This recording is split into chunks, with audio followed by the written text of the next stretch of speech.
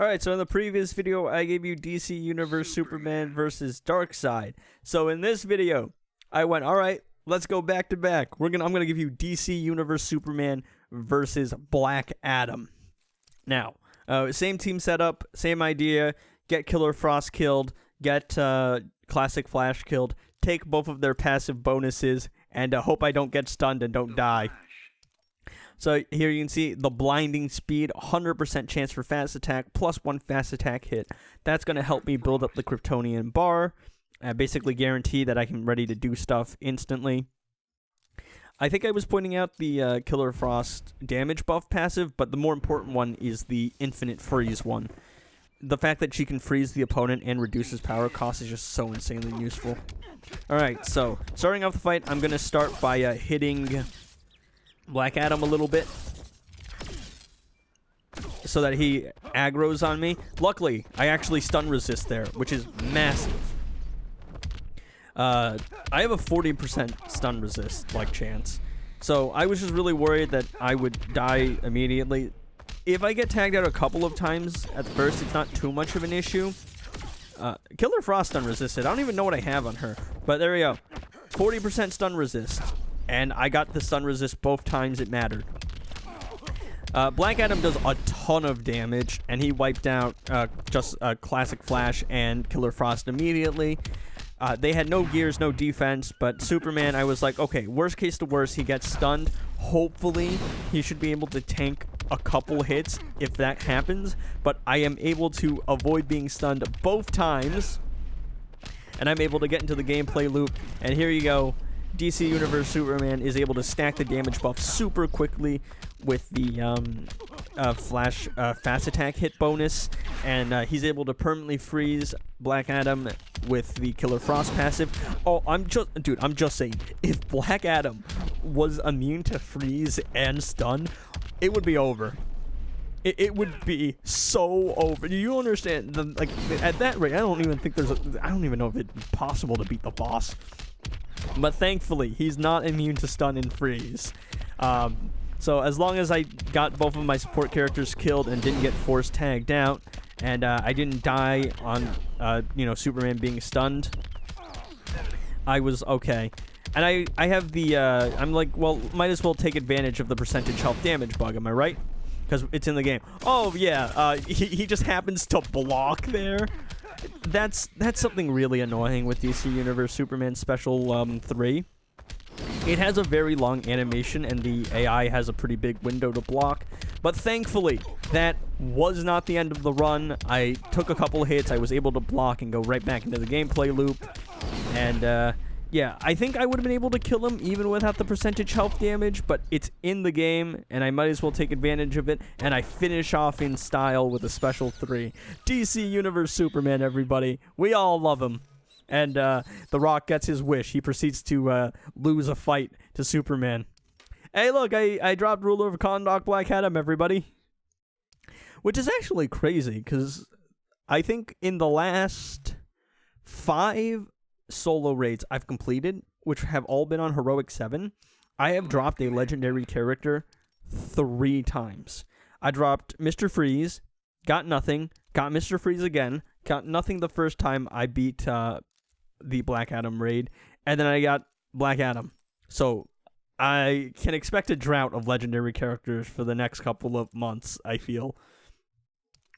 But yeah, DC Universe Superman is ridiculous. I think it might be possible to do without Classic Flash and with just Superman and Killer Frost. I know that's something a lot of people in the comments have told me about. And I'm pretty sure it is, but it's just I don't have max passive stats, and I have a pretty low star rating Superman overall, so I'm just not confident. And I went, all right, the plan is Killer Frost dies, Flash gets tagged in, and then I sacrifice Flash, and Superman gets tagged in and doesn't get stunned. Alright, so Manta versus Aquaman here. I remember getting a comment a while back, which was you don't need Raven and Killer Frost and all that to bully Aquaman. Silver Bane plus Green Lantern is enough. And I went, yeah, but the point isn't using my resources optimally. It's to see how badly I can bully Aquaman. I'm like reaching Aquaman levels of like I'm reaching Black Manta levels of Aquaman hating. Yeah, like I know that Raven is overkill, but it's just kind of funny to see how much damage I can do to Aquaman in a single hit. I'm ending this fight. I also like Aquaman, all right? Don't get the wrong idea. I think Aquaman's really cool. I don't think he's this guy that just, you know, likes fish or talks to fish. He's a really cool character. But Manta is one of the only characters in the game that has specific interactions. And this is something I've complained about at nauseum before. It's just like Manta does triple effectiveness against Aquaman. Grid, disable cyborg passives, because those characters actually have relations to each other. Aquaman and Black Adam are rivals. Aquaman is a generational Aquaman hater. Grid was created to basically be a counter to Cyborg. So, you know, them having those specific interactions makes a lot of sense, in my opinion. My problem is, it's just like, they're kind of the only character-specific interactions I can think of. To the best of my knowledge, and you guys can correct me in the comments if I'm wrong, the Injustice 2 Mobile feels like a fighting game first instead of a DC game first. And, like, I've always had a problem with that, because it's like, I have a lot of fun playing the game, but a lot of the times I don't feel like I'm the character. And stuff like Manta doing way more damage to Aquaman makes a lot of sense, and it makes it feel more like a personalized interaction.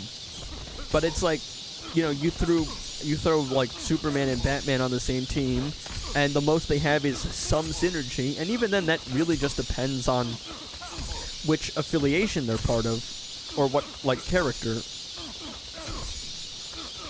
And I think literally only this Superman, Justice League Superman, based on Henry Cavill, like, he gets a little bit of a damage buff with Batman on his team. He gets a little bit of a health boost with Wonder Woman on his team.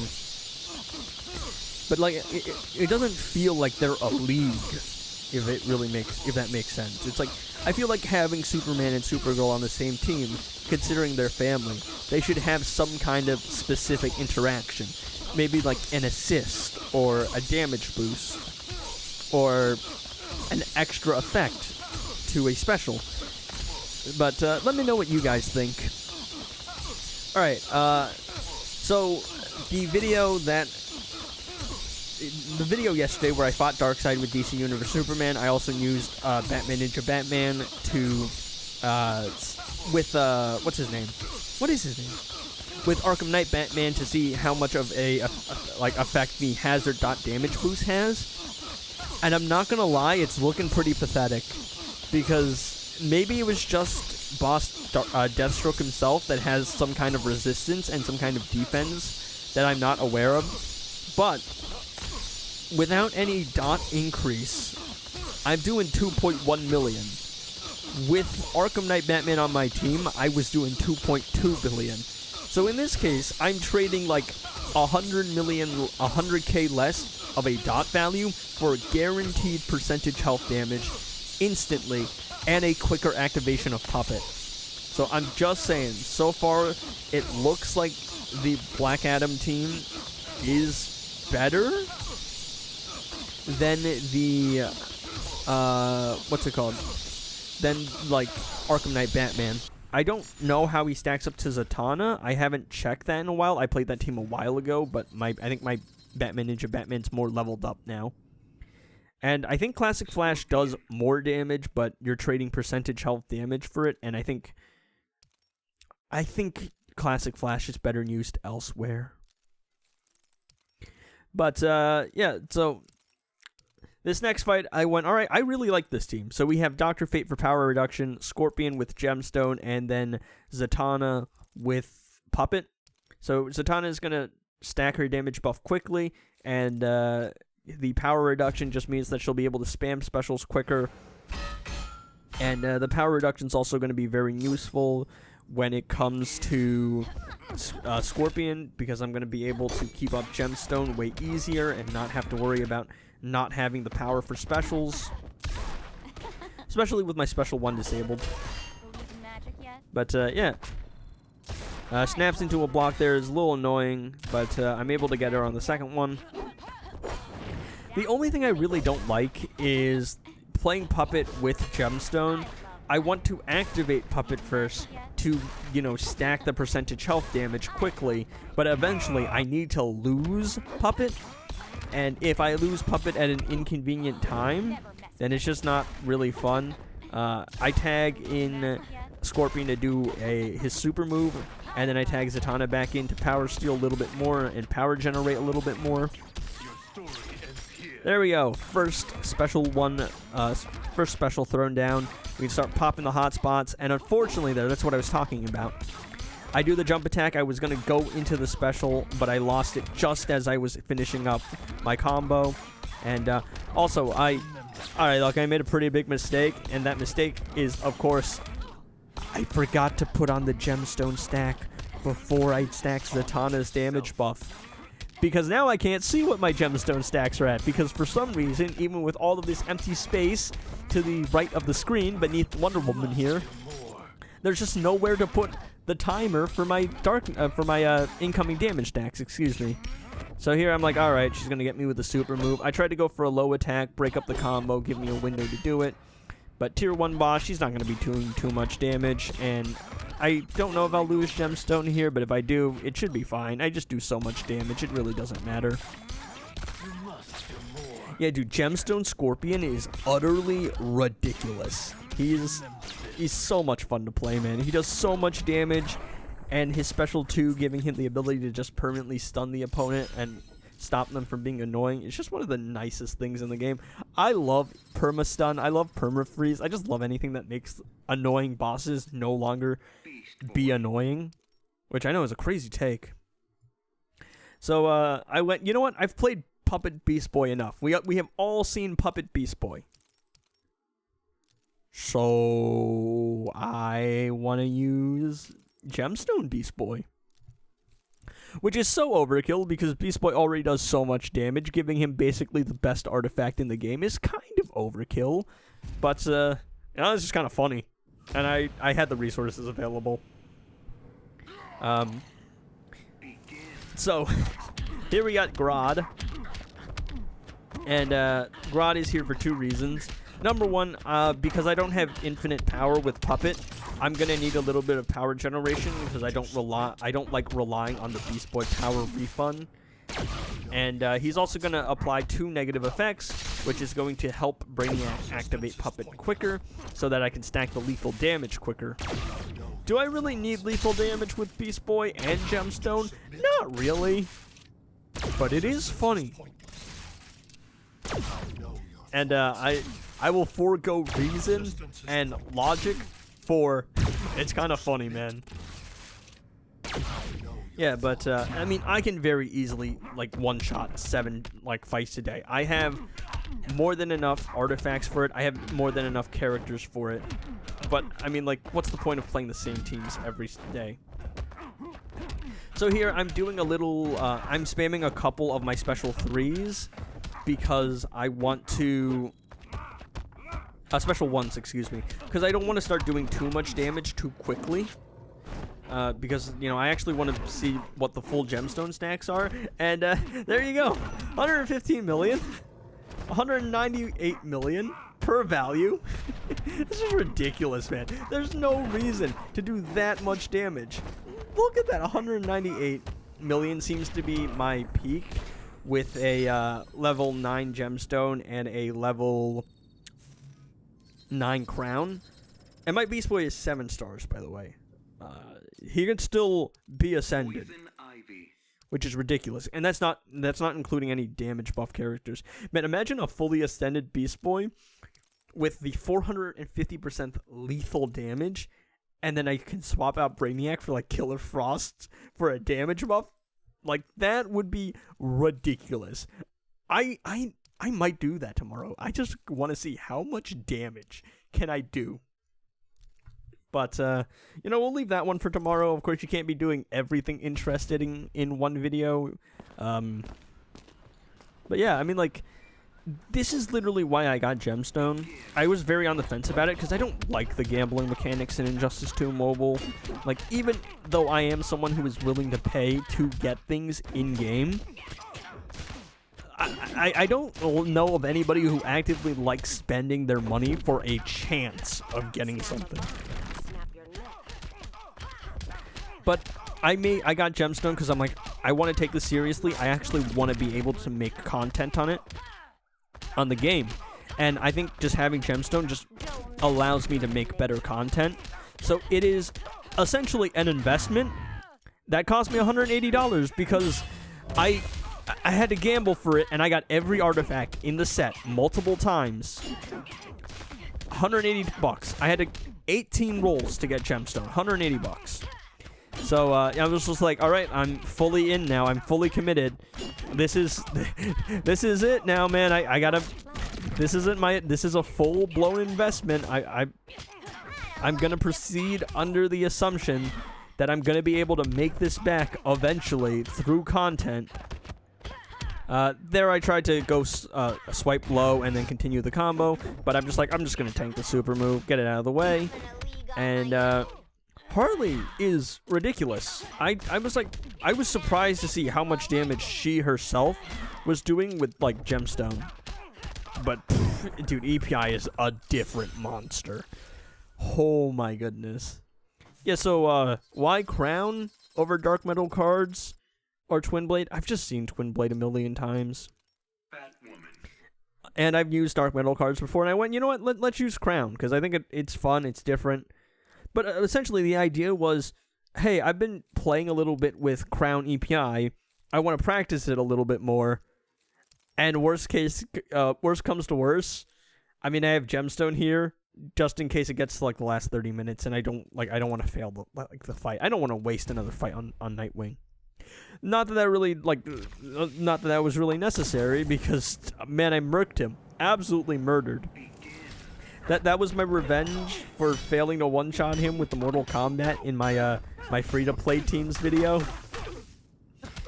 And finally we have Boss Shazam here. And Shazam's just quite annoying. So I was like, you know, I could try a couple of different things. I could maybe use Beast Boy tomorrow, but I went, I just don't want to fight him, really. I just don't want to put up with him. So he's getting the Batwoman the Drown treatment. To bypass his, like, chain mechanic, you just have to swipe down, and, it gets rid of the chains, but, he's still a Shazam boss. He's got some weird base resistance. He's also got a very annoying attack pattern, so I just went, alright, he's getting absolutely obliterated. I'm gonna wipe this man off the face of the earth. And, yeah, after that, it's pretty much, you know, your standard Batwoman the Drown gameplay. Do a little bit of percentage health damage, do a little bit of special 1 to, you know, keep up your crit stacks. The only real difference is sometimes I might swipe with Robin King, which is something you don't normally do. But I'll swipe with Robin King just to get rid of the chains, which kind of doesn't matter in this situation because you're going to be running Puppet with Robin King, and he's going to have infinite power. And Batwoman the Drown doesn't really use specials anyway. But, I mean, just because it's not too much of an inconvenience to make sure I'm not getting power drained, I do it anyway. And, yeah, I mean, I'm so happy this team exists in the game because it's just kind of your one-stop to getting rid of anything that is really annoying, but they're not a particularly entertaining team to watch someone play. Very reliable, though, and yeah, that's 7 one-shots in one day, which is, everything went really well, which I'm happy about. Also, some league rewards. I just went, oh look, we finished the raid. Nothing really great there. You barely get any gems, and half the time you get repeat gears. Mythic Wonder Woman is actually, that surprised me, because she is not good anymore. Back at the start of the game, she was crazy. But now she's kind of washed. She's not really a great character. And she's played by Gal Gadot, which most people don't really like anymore. But I was like, alright, what are the odds? And you can actually see the odds of a character by going to the chest here. And she's a 0.59, which puts her in like mid rarity tier. The rarest is 0.153. Anyway, thanks for watching.